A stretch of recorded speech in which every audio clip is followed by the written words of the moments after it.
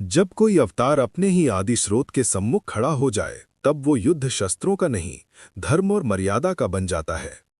ये प्रसंग है उस अद्भुत संग्राम का जहां पवन पुत्र हनुमान को स्वयं महाकाल के सामने खड़ा होना पड़ा। श्री राम के अश्वमेध यज्ञ का दिव्य अश्व जब राजा वीरमणि के राज्य में पहुंचा तो उसने उसे रोक लिया। उसका विश्वास अडिग था, क्योंकि उसे स्वयं महादेव से ये वरदान प्राप्त था कि संकट की घड़ी में महाकाल उसकी ढाल बनकर रण में उतरेंगे। युद्ध आरंभ हुआ। हनुमान जी का पराक्रम ऐसा था कि वीरमणि के बल और अस्त्र शिथिल पड़ने लगे। तब वचनबद्ध महादेव को भी रणभूमि में प्रकट होना पड़ा। पर जैसे ही हनुमान जी की दृष्टि अपने आराध्य पर पड़ी, उनका शरीर थरथरा उठा। सामने साक्षात देवाधिदेव थे, पर हृदय में राम आज्ञा की ज्वाला भी प्रज्वलित थी।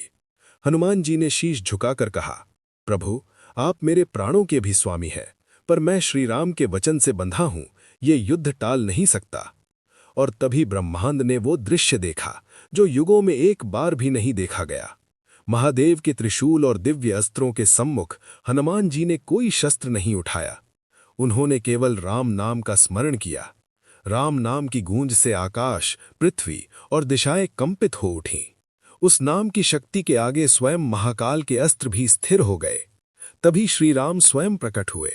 महादेव मंद मुस्कान के साथ वीरमणि से बोले, जिनके अश्व को तुमने रोका है वही मेरे भी आराध्य नारायण है। क्षण मात्र में वीरमणि का गर्व चूर चूर हो गया। ये युद्ध किसी की हार या जीत का नहीं था, ये दो परम धर्मों का संगम था। एक ओर स्वामी की आज्ञा, दूसरी ओर भक्त की रक्षा।